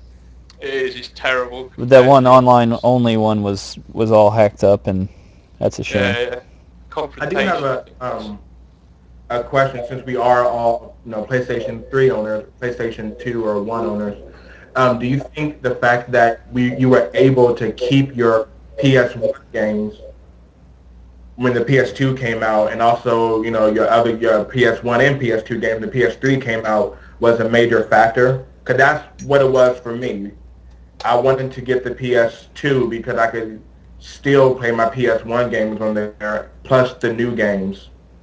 To be So, honest with you, for me it didn't bother me because the innovation that I saw in terms of PS2 and the way things were going on that. I mean, some of the games that we saw on PS2 have yet to, you know, it is weird because they hold special places in people's hearts. But, you know, if you ask people what their favourite PS2 game is, you'll get such a range of different answers. It just Bully. goes to show, you know, that while they're pushing innovation, you know, things stuck with people that wouldn't necessarily stick with other people. I mean, I still have a fondness for a game called Manhunt by Rockstar that pushed a lot of innovation because you got the PS2 headset, and part of the gameplay was that enemies could be attracted by your breathing. So if you breathed really loudly into the mic or a large sound came in behind you, you'd end up having loads of enemies on screen come round to your position using sound. hmm. And so there was lots of type of PS2 games that had kind of strange innovations like that, that kind of, you know, I wasn't really bothered about PS1 games at that point. And, you know, a lot of the popular PS1 games got PS2 sequels anyway. That's true, but I mean, So if you for me, it look was at kind of like, why go back when I can go forward? And I'm still the same with PS3 in some respect. I do have a lot of the HD classics, and that's great because it means I can go and play the games as they were meant to be played, in the best possible quality. But am I bothered that I've lost PS2 backwards compatibility? Not really, because as a gamer and an industry enthusiast, I want to see the industry keep pushing and keep pushing forward. well, if you look at PlayStation though, it is kind of unique where when the next generation system comes out, they're still making games for the previous generation. Because when PlayStation 2 came out, maybe they anticipated, the price of it, and they weren't going to sell that many in the very beginning launch. They were still making games well into the PlayStation 2's life expectancy, and the same thing with PlayStation 3, which I assume will be the same with the PS4. When it comes out, they're still making games that are brand new for the PS3. Yeah, I mean, I don't think I've ever seen Sony drop support for systems, besides actually, removing the backwards compatibility. I don't think I've seen Sony drop any support for any of the older systems well into their life cycles. As we've gone on, the life cycles have got longer than they used to be. I mean, what was it, 6 years for PS1 before PS2 came out, if that? I think so. It's something in that region, but then PS2's lasted 12 years and PS3's looking likely that it's going to last that long. And I mean, it's only in the sort of last year and a half of the when Sony anticipates it really is going to end up stopping production of it that you'll see them drop them. The only time I've seen Sony not support any one of their systems is probably the PSP Go, and the less said about that, the better. I We've mean, but got I one. mean, I think that's unique in terms of game systems because you don't see, Microsoft doing that. You don't see Nintendo doing that. Once they move on, they pretty much just move on.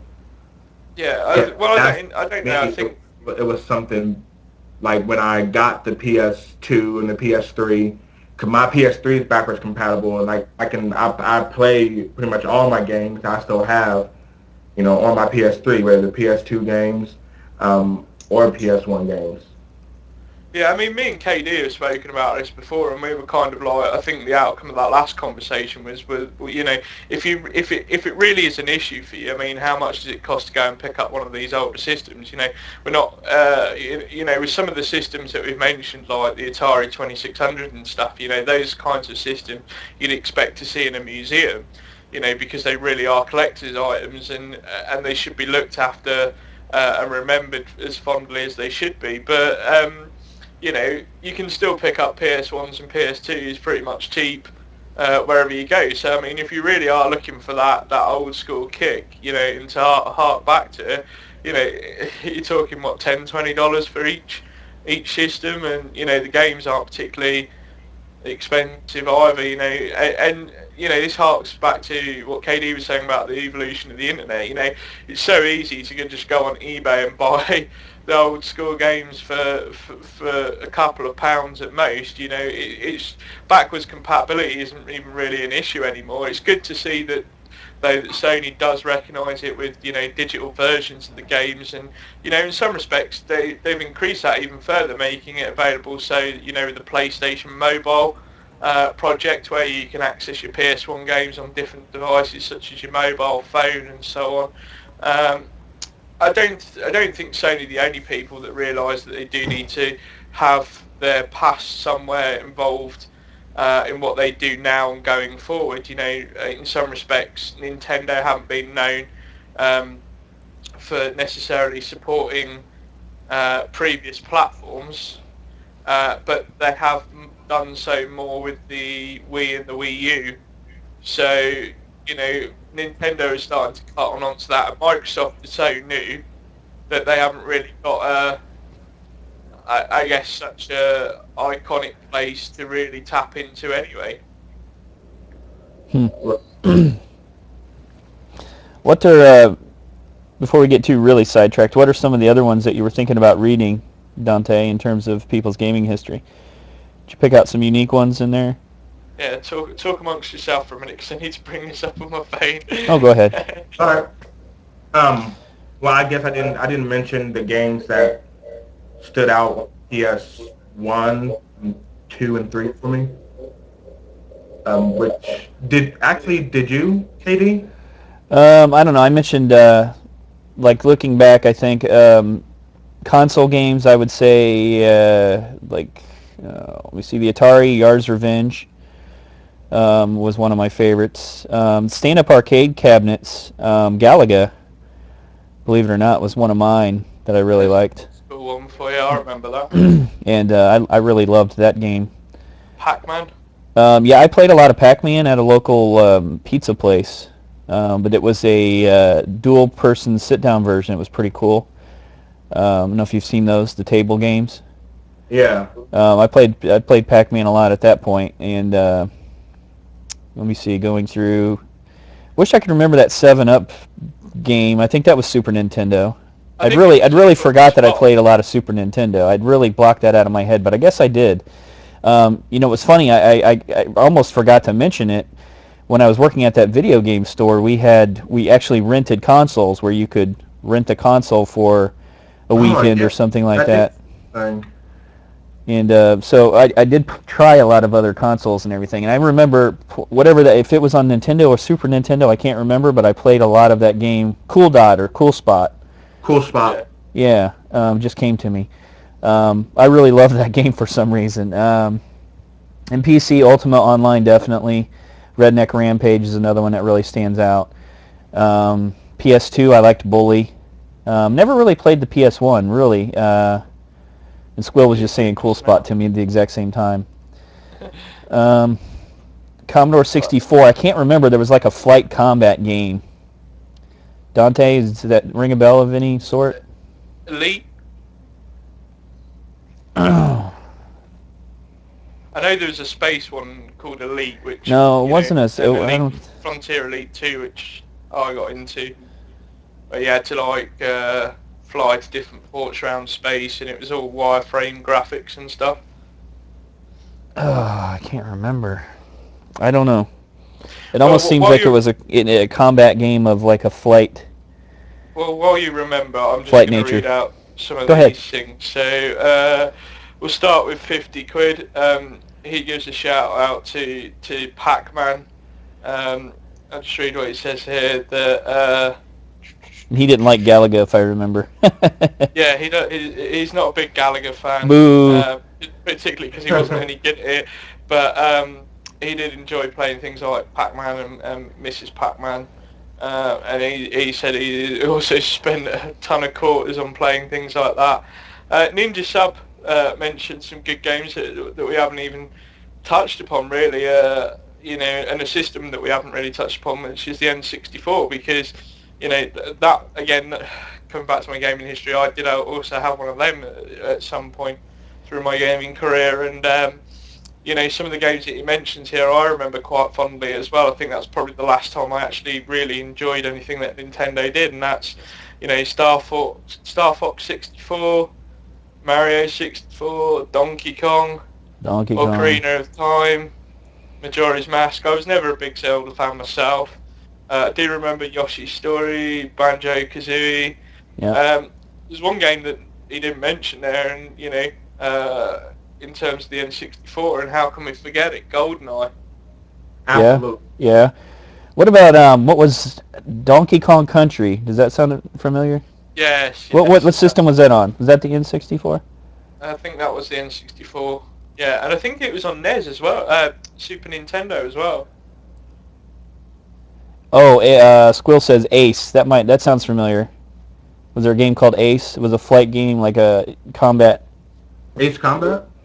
It was back in the Commodore 64 era. I'm struggling to wrap my brain for It that seems as like a well. million years ago. It's so hard to remember titles. But, I probably wouldn't remember much of the games from the Atari, except for I just sold that like 5 or 6 years ago. Sold it on Ninja eBay. says here about some of the PS1 and PS2 games that he's played: Crash Bash, Crash Team, Siphon Filter. Now there's a series I'd like to see, come back with Sony, which is Siphon Filter. Not familiar. Oh, really? Yeah, Yeah. It I'm was surprised at that. like I a. missed a lot of the PS1 stuff. I really did. If there's any system I probably didn't play, it's the PS1. I picked up with the PS2, and I was just heavy into the PC and stuff, and so. So I'm still picking through some of these. So here what Warbear says about when she finally got a PS2, that was her introduction to RPGs for the first time. And Final Fantasy X was the one that she really fell in love with, and after that, Kingdom Hearts, which I agree with actually. To be honest, Final Fantasy X was an amazing game, and Kingdom Hearts was one of those rare smash-ups between two major brands.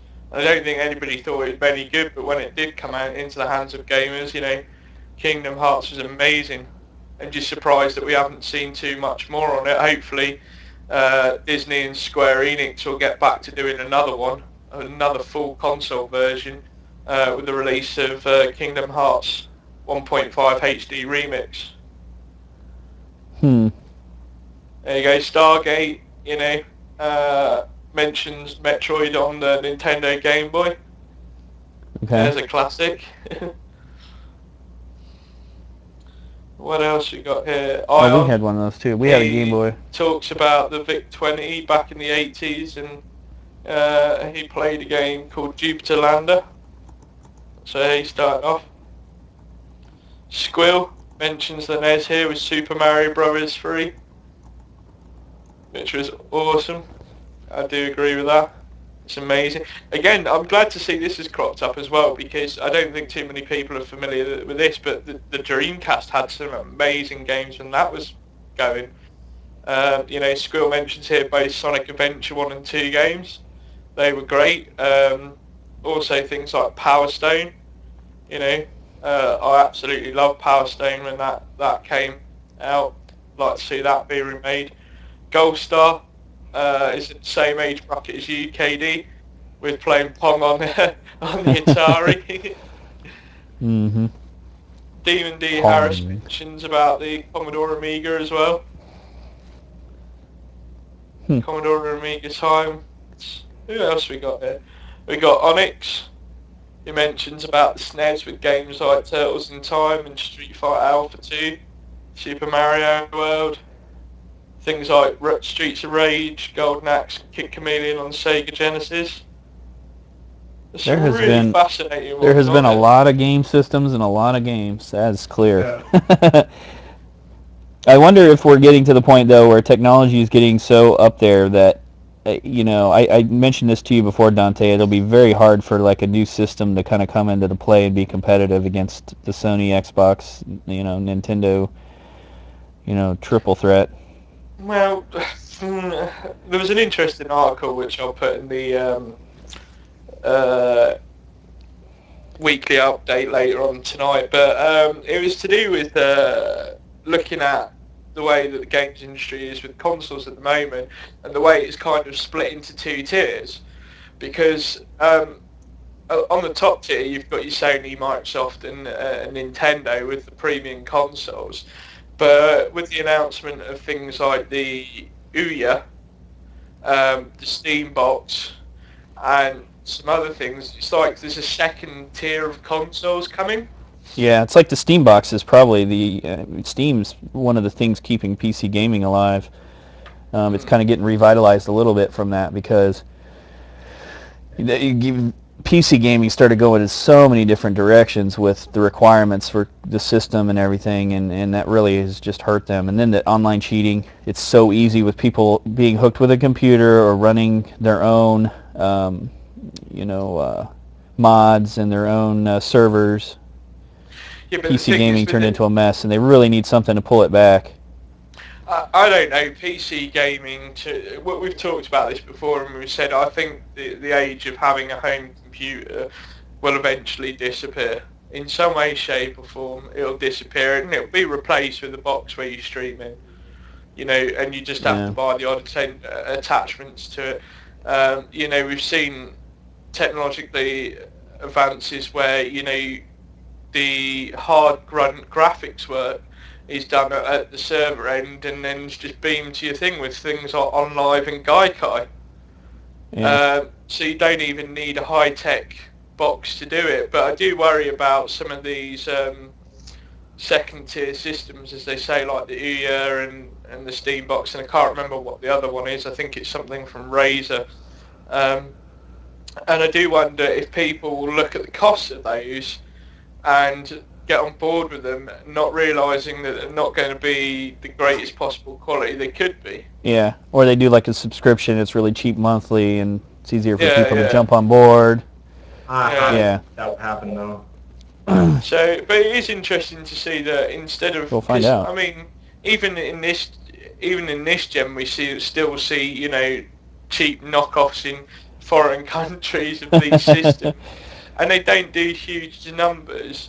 But I mean, that's always been present throughout the games industry's roots, from, as you say, back to the Atari 2600, where it all really sort of kicked on from there. So, we've seen all these cheap knockoffs over the years, but if the industry creates its own second tier, so to speak, are we going to see any more of those cheap knockoffs, and are people going to identify the second tier as the cheap knockoffs? Mm-hmm. I don't know if that's... well, and I wonder, too, a lot about the technology of, overlapping between things, because, sooner or later there's going to be a pull towards that where, I mean, you've already have phones and stuff where you're making decisions on the ending of a movie and, a television show, and you have extra content being streamed to that while you're watching the show, and, phone games, Facebook games, all this other stuff. There's probably some future tie-in there, too, where at least part of the game will be enhanced or drawn off by that. Picture you're on your phone and that somehow is interacting with your game system at home, and I can see that very easily being. It's funny you mentioned that, because I was on YouTube the other day on my PS3, and a little message popped up in the YouTube app. Would you like to remote control your YouTube app through your phone? And I was like, okay. So I tapped in the little code, off I went, searched for videos, clicked play, and hey presto, it came up on my PS3. That's awesome. So I do see this connectivity there, but I think, games consoles manufacturers aren't daft in that respect, and I think, we've talked about this with the Vita. The Vita could do a lot more. Yeah, that's a good point. I think where we are at with the Vita is it's hard to imagine how much more it can do, because we're so early in its life cycle. Sony, in some respect, during the first year of the Vita, has focused more on the great things it can do, but has not presented the direction that it wants to take with the Vita going forward, and try to get people excited about the potential of what it could do in the years to come. I kind of feel like the next, I mean, with all these like knockoff other systems, I feel like they're going to like fade off. Maybe not completely, of course, in other countries, not going to fade off. But also with like, we kind of have our giants now. We have Nintendo, Microsoft, Sony, and then after that, like you said, we have our phones and our iPads and our other tablets that are like the next level of gaming, in my opinion, that we kind of seem to have now, because most people who don't have a gaming system, they probably have an iPad, and they probably heard, people talking about like the Walking Dead series that they kind of got interested in, or something like that, or Angry Birds. Yeah, and I think, in some respects, that's what's going to be the big challenge to the big three in some respects going forward, is how they can stay relevant in terms of producing, systems that sell for $300-400, but always acquire your spare time. Because, as you say, phones and tablets are coming into their own in some respect, and when you look at the big three, the only kind of company that can really pull off an ecosystem that can cover all that is Sony. Yeah, they're the one poised across the entertainment industry. Yeah, movies, television, selling TVs, phones, software and hardware. laptops, PCs, You know, tablets. Microsoft You know, could probably put themselves in that position, but they'd have to acquire a lot more yeah, but hardware-related companies. what you'd end up with Microsoft is you would have to, in some respect, they would have to build a similar infrastructure to like Sony have in a very quick space of time, and I don't think that would even be possible. Hmm And I think And so, Nintendo is going to be hurt by. I honestly think once the PS4 and the next Xbox and everything come out, it's going to be. That's just my personal opinion. I think Nintendo is going to fall by the wayside. yeah. Yeah, I think the Wii's definitely saved them because they got older people involved, and of course the whole motion But that's technology. the question. But that's the question. Did it really get them involved? Because how many older people bought a Wii, used it once, and put it in a cupboard? Yep. You know, and once Sold you've been sold better burnt, than anything else, but well, what did that lead to? Getting older people connected with gaming and everything like that. It and that didn't. doesn't I don't mean like got encourage a involved as steady in. stream. But what I'm saying is, it doesn't encourage a steady stream of revenue, because those are the sorts of people that are not going to keep buying stuff, buying games for it, and so on. Which is essentially, once you put the system out there, yes, it's important that you make money from the system, but you also need to encourage that you still keep generating revenue from the games themselves. And that's what Sony have done in some respects, because we talk about, Sony's budgets of say 40 to 60 million dollars for a game, but they're not daft. Even if a game, one of their first party exclusives, which on average do around about 4 million copies each time for a first party game, that's 4 million at 60 odd pound, 40 odd pounds. You're then sort of saying, well, the game's generated hundreds of millions. Once you take out the cost, it's still making a profit. On Wii, that's not the case at all. Well, no, that was like my point. Like what I'm saying is the Wii had a big explosion because older people started buying it. Of course, like play like bowling and things like that, or they had plans to work out using the Wii, and of course, like a week later, it's in the closet and they're eating pizza again. But what I'm saying is, after what KD said, when the PS4 comes out, the next generation of Xbox comes out, if Nintendo doesn't step up its game, they might be the next Atari. Mm. I don't know. I think we've looked back in terms of gaming memories, and the history of our gaming things, and I think this coming next generation is going to be another one of those watershed moments. Yeah, there's. I think in terms of, it's not just about the better graphics. It's going to be how the industry takes the ethos of developing, not just the genres and so on like that, but the connectivity as well. You know, I think it's going to relate to how it plugs into entertainment as a whole, television yeah, and everything else. yeah, and we're already starting to see that. I mean, It's going to happen. as you wrote your article the other day, Darryl, that with the Defiance MMO coming out, I do think we're going to see more of those sorts of things coming along the lines where there'll be connectivity. And we are starting to see it already. I mean, whenever a new game launches now, you'll see an app for it on your phone, which will unlock more rewards. And I Yep. think, with the next generation of consoles, we're going to see things like that hugely increase. What, Daryl? Are you a first day PS4 owner? I definitely think I will be. Dante, Mike. Yes. So backwards compatibility notwithstanding, you're definitely day one. Yeah, I Yep. mean, we talked about the PS4 on the a couple of shows ago, and we said then, I think for me personally, if half the rumours of what it's supposed to be are even true, then for me it's a no-brainer. And we've talked about things like the OS system and the connectivity, and I think that's where my interest lies with it. And I think if they get that right, then I have absolutely no qualms about dropping the money day one.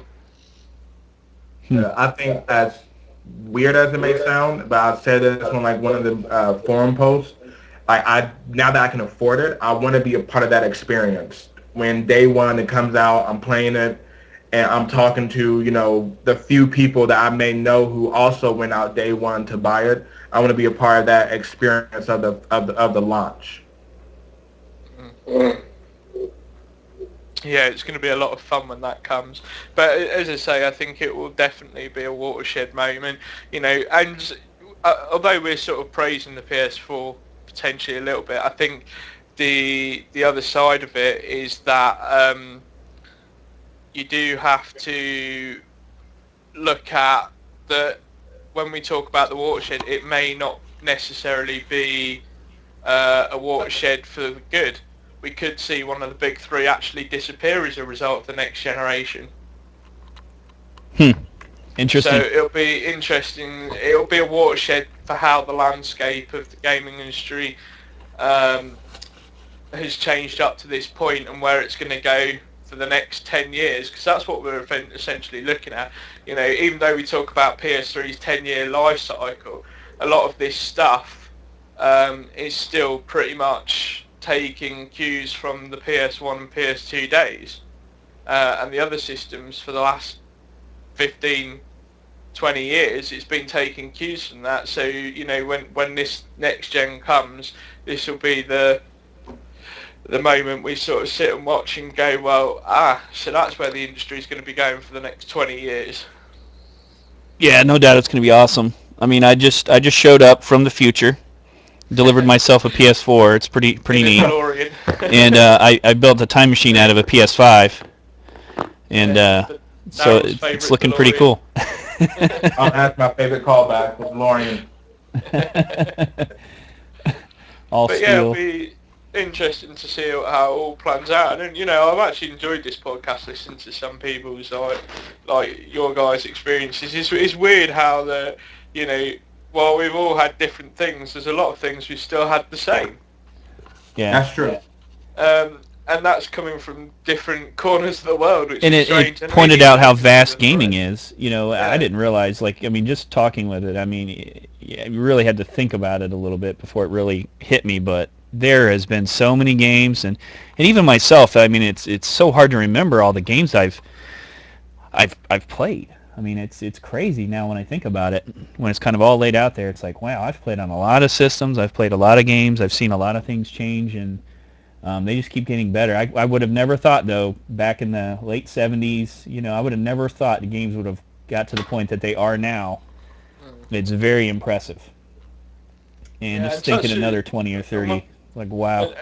And the weird thing is if you compare it to things like, and I know this is going off on a tangent a bit, but if you compare it to things like the Industrial Revolution and stuff like that, and other points in history, the games industry is something that's probably moved forward so fast it's frightening.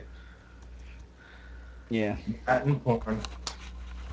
So it'll be interesting to see how fast it goes, because some of the bizarre technological things we talk about, like holographics and stuff, are not that far away, and we may think, looking forward, we may think 10 years is a long time, but actually it's not. Not really, when you consider how fast it can all move so quickly. So yeah, it'll be interesting to see how things go. Just say it. 40's the new 20. It is. Say it! For me, it'd be 30 is the new 20. Well, any Squill says holographics porn. Holographic porn. It wouldn't surprise me. To be honest with you, Sony have a prototype in the works, but we'll save that for, I don't know, a different show about technologies and stuff. I think that would be a cool show to do. Amen. Any last comments, Daryl? No. I put up a forum to people to introduce themselves. So definitely stop by the forum on Trophies and introduce yourselves. Tell me what you do besides gaming. Yeah, you like your personal touch. I do. I like to get to know the people of Trophies. Yeah. Amen to that. And Mike, any last comments, questions, concerns? No, I just want to thank Daryl for coming on. Yes, Daryl, thank you very much. Yeah, thanks, guys. Come on and, really pushing things forward a bit, giving us some inspiration and some ideas, and, Because as much as me and KD push the podcast forward every week, there are times when we sort of just think, well, what are we going to do next week? What can we do? What haven't we covered? So it's always great to see, even something as simple as a thread creating an inspiration to sit and have 2-hour discussion about some, quite frankly, amazing things that have gone on over the years. So yeah, keep that going, buddy. I appreciate it, and I'd like to see more of the community do similar sort of things as well. And don't hesitate to post them, even if in your brain it might seem daft. Still put it out there, and still because you're still going to get a response and so on. And who knows, you could end up formulating a topic for the podcast in the future. So keep doing what you're doing and get more engaged. Yeah, hopefully the whole community gets more involved in our news articles and the forums and the podcast. That would be great. Well, we're just kicking off SEO and everything, so we'll get a lot more members in our forum here soon. I've never advertised, I've never done the SEO, and so it's time for that. And we'll see if we can get us. I look forward to tens of thousands of members, and seeing if we can keep a nice steady. Set your targets higher, hundreds of thousands of members. Yeah, I mean, realistically, 15, 20,000 members is an easy goal. I guess I've always had that build it first thing, so that's always kind of put a damper on me just jumping out there with advertising and whatnot. But that's going to change, and we're gonna get our flow of people. Speaking of which, and Daryl, I'll share this. We'll probably take our revamp of the front pages to the members and see if there's any additional thoughts when we get kind of through with that. But I look forward to hearing from the members too what things they'd like to see improve, because we're still in that process. We're still contemplating what would be good, and we always got to at least at some point turn to the members and say, hey, is there something you really want to see added to the site? Because of my mentality, I want to build it. I want to do everything we can for gamers. Yeah, and that's great. It's a slower process than it first appears, but I mean we've come a long way in a year, and if you think about it, we've built what other sites and stuff have taken 6 and 7 years to get to, and then the other thing is just getting the members now to recognize that all the stuff we have to offer, and right. Chat rooms and all that's still not here, but they'll be coming. Well, what's that quote from Wayne's World? Build it and they will come. Build it and they will come. I was whispered that. I'm on listen back down the podcast. I whispered that while KD was talking. But I think that's a good thing about trophies is that you are putting it in the community's hands. And I think once we realize that as a whole, you'll get a lot more participation because people want to see themselves kind of featured on the website, basically. Yeah. So that means we can expect more activity from you, and I don't have to keep nudging you on Skype. So Daryl, get involved. We'll see. I love talking to people. It's just I just wait for their response. I put my threads out because, like I said on I think one post, I work third shift, so I'm just there typing up in the forums. Now I wait for people to respond. So it's the community's. It's on them, I guess. So what Daryl's saying is, if you see a post for him, please get involved and chat to him. He really wants you to. Have to say. Yeah, anyway, just remember to tell him about his double posts. He's still no double posting. No double posting. So we should probably wrap up this week. We should. And thank you again, Daryl. Oh no, thank you. We'll say the topic for next week is going to be MMOs. All about MMOs. Where with the slew of releases coming up with Dust 5.14, Defiance, and as Squill mentioned, Final Fantasy 14 this year, I think it's an appropriate topic to sort of start looking at towards, and especially as we seem to be focusing a lot on how the games industry is moving forward. MMOs are definitely going to factor in there somewhere, so it'll definitely be an interesting debate next week. And we haven't quite decided. Go on. If you can mention the Marvel MMO, whatever news you find out about it, I'll be listening. Just give me something. We shall try. As far as I know, that's not for consoles yet. and we do want to focus on MMOs for consoles. But I'll do a bit of research and see if there's anything on that, and we might give it a mention. But we're not sure if we'll have a guest next week. I have someone in mind, but we will probably let them know during the course of the week if that's a possibility, and go from there. So yeah, join us next week for MMOs. It's bound to be definitely fascinating. Indeed, indeed. All right. Well, this has been the PodStation, broadcast from Trophies on PSN. Kryptonite Dragon, Dante Zero, IDP for life. Thank you for joining us, and we will see you on the next one. Take care and enjoy your day. Insert outro.